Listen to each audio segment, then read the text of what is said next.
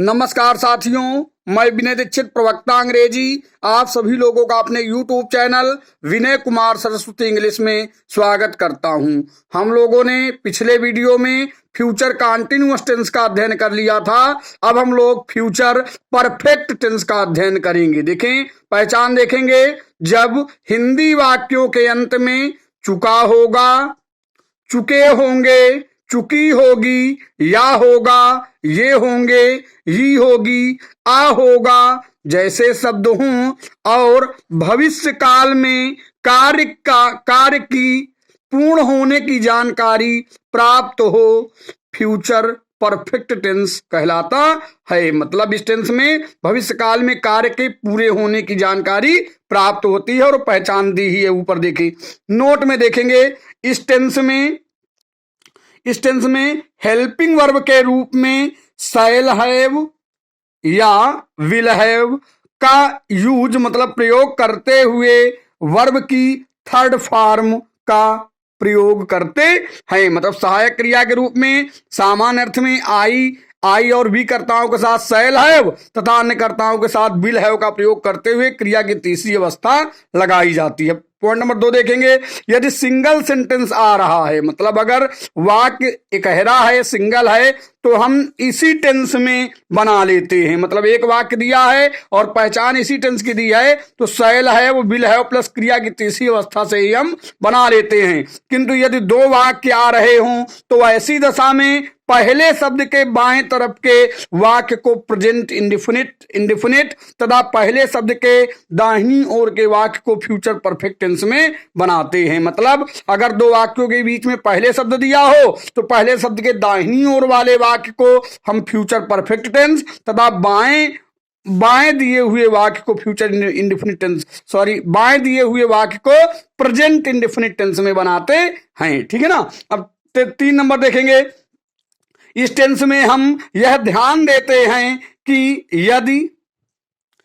यदि वाक्य दोहरा दिया है तो पहले शब्द के दाईं ओर वाले भाग का अनुवाद वाक्य में पहले करते हैं। मतलब अगर डबल सेंटेंस दिए हैं तो जहां पर पहले शब्द लिखा है तो उसके दाहिनी ओर वाले वाक्य के भाग का ट्रांसलेशन हमें पहले कर लेना चाहिए। देखें, भोले बाबा चारों तरफ विचरण कर चुके होंगे। पहचान देखेंगे, चुका होगा, चुके होंगे, चुकी होगी। कौन विचरण कर चुका होगा? भोले बाबा। तो क्या लिखेंगे? भोले बाबा। अब क्या लगाएंगे? Will have. इसके बाद विचरण का मतलब चलना। वॉक्ड कहां? ऑल अराउंड यहां पर लिख लीजिए,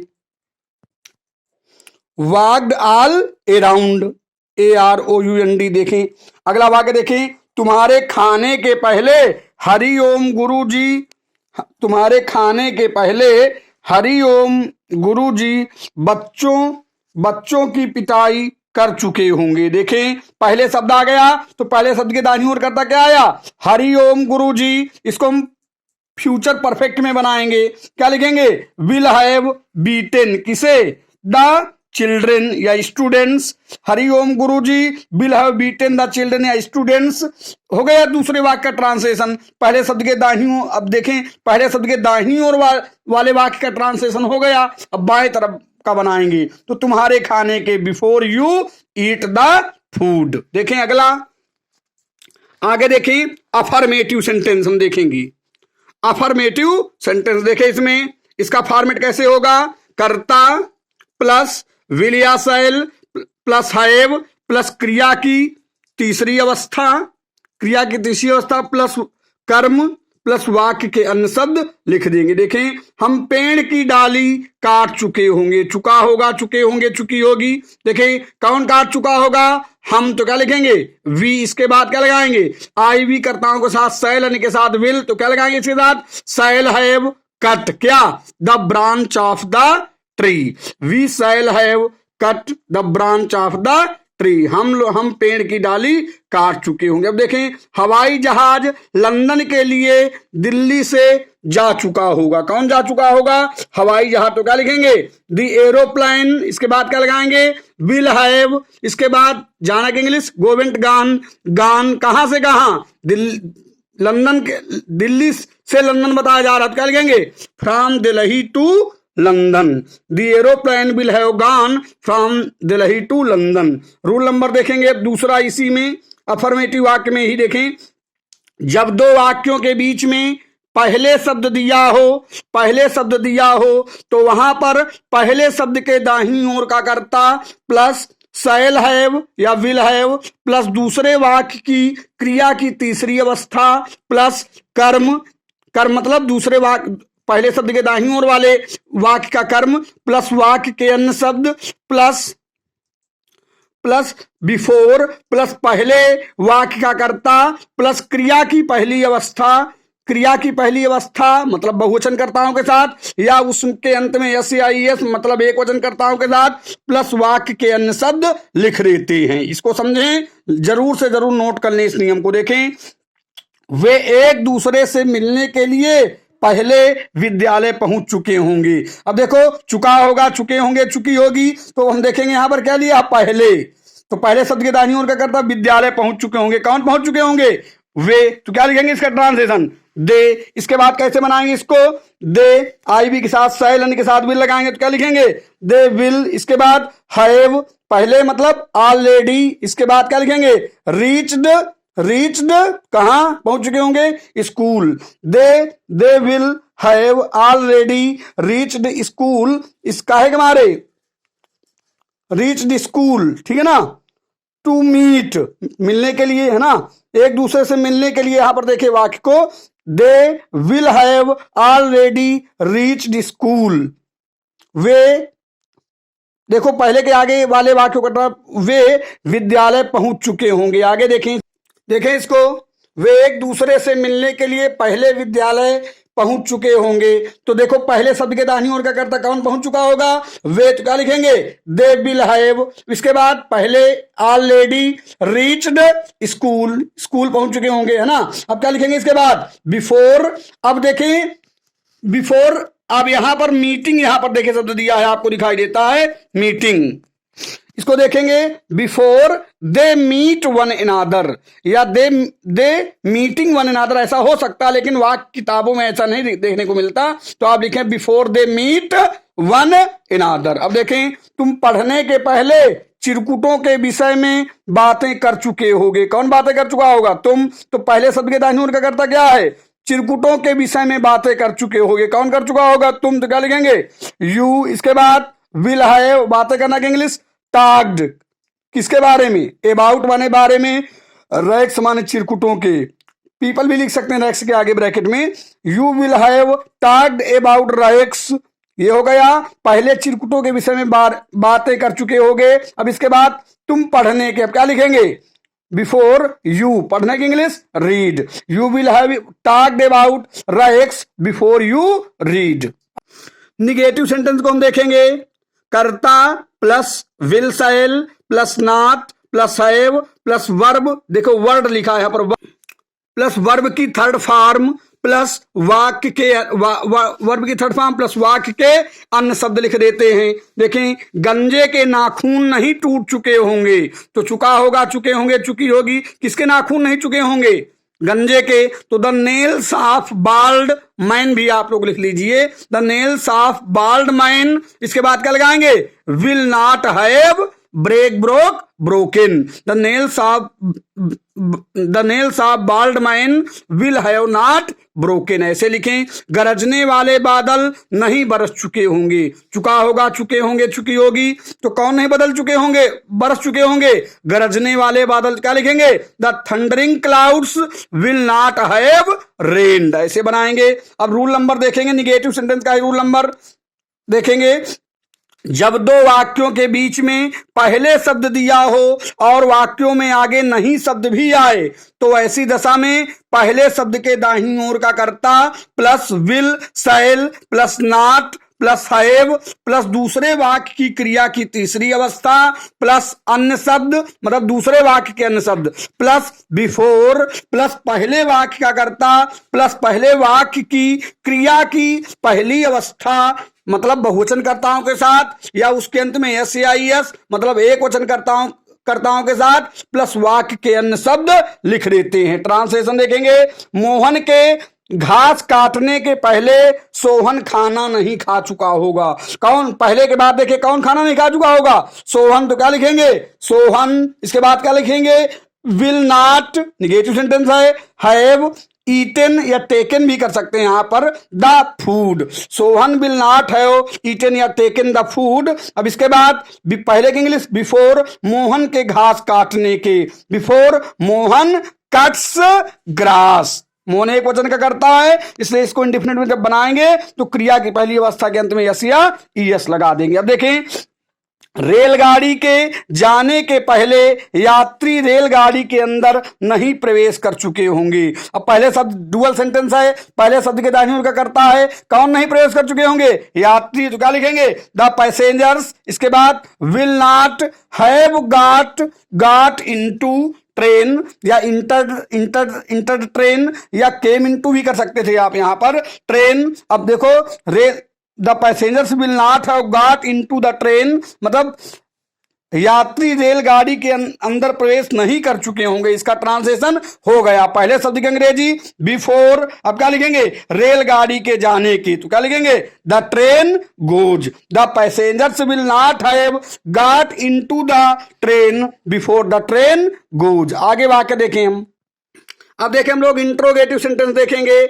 नंबर 1 फर्स्ट टाइप सेंटेंस देखें, मतलब जिन वाक्यों की शुरुआत क्या शब्द से हो। तो सामान्य फॉर्मेट देखेंगे, विल शैल प्लस कर्ता प्लस हैव प्लस क्रिया की तीसरी अवस्था प्लस वाक्य के अन्य शब्द प्लस प्रश्न सूचक चिन्ह लिख देते हैं। क्या नील गाय तुम्हारे खेत को चर चुकी होंगी? तो चुका होगा, चुके होंगे, चुकी होगी। क्या आया? तो हम आई भी के साथ सैलन के साथ विल का प्रयोग करेंगे। कौन चर चुकी होंगी? नील गाय। तो क्या लिखेंगे? विल एंटीलाप्स कर दीजिए आप, एंटीलाप्स बहुवचन कर दीजिए। विल एंटीलाप्स माने नील गाय। हैव चरना के इंग्लिश ग्रेज्ड। क्या? योर फील्ड्स, तुम्हारे खेत। Will antelope have graze your fields, ऐसे कर दीजिए। लिख लिया? Will antelopes have graze your fields. अब देखें अगला वाक्य, क्या आकाश से मूसलाधार बारिश हो चुकी होगी? चुका होगा, चुके होंगे, चुकी होगी। क्या आया? क्या हो चुकी होगी? बारिश। तो क्या लिखेंगे? विल कर्ता बना लेंगे यहां पर इट। इसके बाद क्या लिखेंगे? हैव डाउन पोवर्ड माने होता मूसलाधार बारिश होना। Will it have down poured, rain भी ब्रैकेट में लिख दीजिए, फ्रॉम द स्काई। फ्रॉम क्यों लगाएंगे? बारिश की बूंदें आकाश से नीचे आएंगी और एक स्थान को छोड़ने के लिए फ्रॉम का प्रयोग किया जाता है। तो विल इट हैव डाउन पोवर्ड या रेन फ्रॉम द स्काई। अब हम फर्स्ट टाइप इंट्रोगेटिव सेंटेंस का पहला रूल मतलब रूल देखेंगे। जब डबल सेंटेंस दिए हों, देखें, जब वाक्यों की शुरुआत क्या शब्द से हो और दो वाक्यों के बीच में पहले शब्द दिया हो तो वहां पर शैल विल प्लस पहले शब्द के दाहिनी ओर का कर्ता प्लस हैव प्लस दूसरे वाक्य की क्रिया की तीसरी अवस्था प्लस अन्य शब्द प्लस बिफोर प्लस पहले वाक्य का कर्ता प्लस पहले वाक्य की क्रिया की पहली अवस्था मतलब बहुवचन कर्ताओं के साथ प्रेजेंट इंडेफिनिट टेंस वाला है जो है, प्लस यस या ईएस अर्थात एक वचन कर्ताओं के साथ प्लस अन्य शब्द प्लस प्रश्न सूचक चिन्ह लगा देते हैं। देखिए बनाए इसको। क्या कृष्ण के बांसुरी बजाने के पहले सभी गायें उनके पास आ चुकी होंगी? देखिए वाक्य आपका था, क्या कृष्ण के बांसुरी बजाने के पहले सभी गायें उनके पास आ चुकी होंगी। तो पहले शब्द के दाहिनी ओर का कर्ता देखेंगे, क्या शब्द से वाक्य शुरुआत कौन आ चुकी होंगी? सभी गायें। तो आई भी के साथ सैलन के साथ विल, तो क्या से वाक्य की शुरुआत हुई, इसलिए हम शुरू में क्या लिखेंगे? विल ऑल काइन, के आई यानी काइन माने गाय होता, काउज भी आप लिख सकते हैं। विल ऑल काइन हैव दूसरे वाक्य की क्रिया मतलब आना, तो come came come to Krishna. Will all kine have come to Krishna. इसके बाद क्या लिखेंगे? पहले के इंग्लिश बिफोर। अब इस कृष्ण के बांसुरी बजाने के बिफोर ही मतलब कृष्ण प्लेज, बजाना होता प्लेज माने plays on the flute, FLUTE, ठीक है ना, फ्लूट FLU लिख लीजिए spelling. Will all kine have come to Krishna before he plays on the flute. क्या दांत साफ करने के पहले वह कुल्ला कर चुका होगा? पहले शब्द के दाहिनी ओर का कर्ता कौन कुल्ला कर चुका होगा? वह। अब क्या सेवा की शुरुआत क्या लिखेंगे?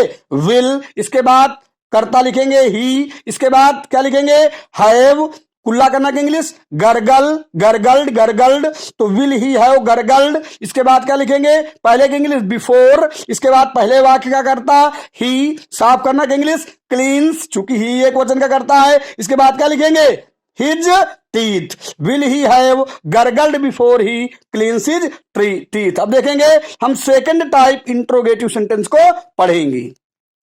अब देखें हम दूसरे टाइप इंट्रोगेटिव सेंटेंस का ट्रांसलेशन कैसे करेंगे। क्वेश्चन वर्ड मतलब वे वाक्य जब हिंदी में वाक्यों के बीच में कोई प्रश्न सूचक शब्द आए, क्या लिखेंगे क्वेश्चन वर्ड अर्थात बीच में आए प्रश्न सूचक शब्द की अंग्रेजी plus will shall plus have plus क्रिया की तीसरी अवस्था प्लस अदर वर्ड्स मतलब अन्य शब्द प्लस प्रश्न सूचक चिन्ह लगा देंगे। देखें बारिश शाम तक कैसे खत्म हो चुकी होगी, है ना, तो कैसे की इंग्लिश क्या लिखेंगे हाउ। अब क्या लगाएंगे इसके बाद आई बी के साथ शैलन के साथ विल, तो विल क्या लिखेंगे इसके बाद रेन, इसके बाद क्या लिखेंगे हैव इंडेड या finished, how will rain have ended, बारिश कब तक चुकी, how will rain have ended, बारिश कैसे खत्म हो चुकी होगी बाई इवनिंग, शाम तक, शाम तक, how will rain have ended by evening. अगला वाक्य देखेंगे वह अपने दोस्त से मिलने के लिए कमरे से चुपचाप कब निकल चुकी होगी। अब देखो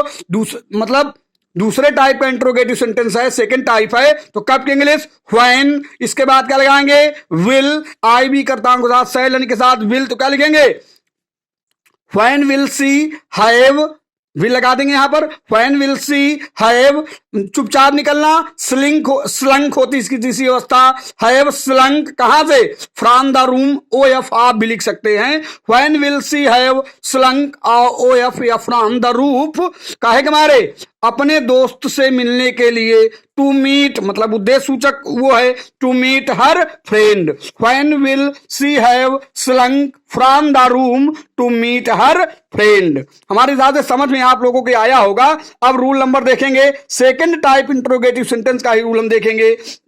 जब दो वाक्यों के बीच में पहले शब्द दिया हो साथ ही साथ पहले शब्द के दाहिनी ओर वाले वाक्य में कोई प्रश्न सूचक शब्द दिया हो तो वहां पर प्रश्न सूचक शब्द की अंग्रेजी प्लस विल शैल प्लस पहले शब्द के दाहिनी ओर का कर्ता प्लस हैव प्लस क्रिया की तीसरी अवस्था प्लस दूसरे वाक्य के अन्य शब्द प्लस बिफोर प्लस पहले वाक्य का कर्ता प्लस पहले वाक्य की क्रिया की पहली अवस्था मतलब बहुवचन कर्ताओं के साथ, ये प्रेजेंट इंडेफिनिट टेंस की बात की जा रही है, प्लस यस या ईएस मतलब एक वचन कर्ताओं के साथ क्रिया की पहली अवस्था के अंत में यस या ईएस प्लस पहले वाक्य के अन्य शब्द प्लस प्रश्न सूचक चिन्ह लगा देते हैं। देखें तुम्हारे मुंह से बदबू आने के पहले हरिओम गुरुजी ने तुम्हारी पिटाई कब, हरिओम गुरुजी तुम्हारी पिटाई कब कर चुके होंगे, तो कब के इंग्लिश हम क्या लिखेंगे व्हेन, इसके बाद आई भी कर्ताओं के साथ शैलन के साथ विल, तो क्या लिखेंगे व्हेन विल हरिओम गुरुजी, इसके बाद क्या लिखेंगे हैव, देखिए पहले शब्द के दाहिनी ओर वाले वाक्य का ट्रांसलेशन किया जा रहा है, when will Hariom Guruji have, इसके बाद पिटाई करना बीट बीट बीटेन, बीटेन किसे तुम्हें, when will Hariom Guruji have beaten you. अब देखें पहले शब्द के दाहिनी ओर का करता तुम्हारे मुंह से बदबू आने के बाद before your mouth stings, sting माने बदबू देना, before your mouth stings, when will Hariom Guruji have beaten you before your mouth stings. दूसरा वाक्य देखेंगे कुत्तों के भौंकने के पहले हाथी कहां जा चुका होगा। अब देखें पहले आ गया, पहले शब्द के दाहिनी ओर वाले वाक्य को देखेंगे हाथी कहां जा चुका होगा, तो कहां की इंग्लिश क्या लिखेंगे वेयर, कौन जा चुका होगा हाथी, तो पहले शब्द के दाहिनी ओर का करता इसके लिए क्या लगाएंगे will, where will an elephant, इसके बाद क्या लिखेंगे have gone, where will an elephant have gone, हाथी कहां जा चुका होगा, इसके बाद पहले शब्द की अंग्रेजी बिफोर कुत्तों के भौंकने के, बिफोर डॉग्स बार्क लिख देंगे यहां पर, where will an elephant have gone before dogs bark, कुत्तों के भौंकने के पहले हाथी कहां जा चुका होगा। देखें एक चीज सदैव याद रखें, इन डुअल सेंटेंस में जब पहले शब्द के बाईं तरफ वाले वाक्य का ट्रांसलेशन किया जाता है तो उसको हम प्रेजेंट इंडेफिनिट टेंस में बनाते हैं। जो आप यहां पर क्रिया की पहली अवस्था या यस देख रहे हैं तो मतलब बहुवचनकर्ताओं के साथ क्रिया की पहली अवस्था और एक वचनकर्ताओं के साथ क्रिया की पहली अवस्था के अंत में यस लगाया जाता है दोहरे वाक्य दिए रहने की दशा में। हमारा विश्वास है कि मेरा पढ़ाया गया मैटर आप लोगों के समझ में जरूर से जरूर आया होगा। अगर कोई प्रॉब्लम हो रही तो आप लोग कमेंट करें और कॉपी में अपने सुव्यवस्थित ढंग से लिखते जाएं ताकि टेंस को समझने में और ट्रांसलेशन करने में आगे सहूलियत मिले। और आप लोगों से निवेदन है, यदि हमारा पढ़ाया हुआ मैटर आप लोगों के समझ में आया हो तो कृपया चैनल को सब्सक्राइब करें, शेयर करें, कमेंट करें, लाइक करें और हमें और अधिक वीडियो अपलोड करने के लिए प्रेरित करें। इसी के साथ मैं विनय दीक्षित प्रवक्ता अंग्रेजी आप सभी लोगों से अगले वीडियो तक विदा लेता हूं। तब तक के लिए नमस्कार।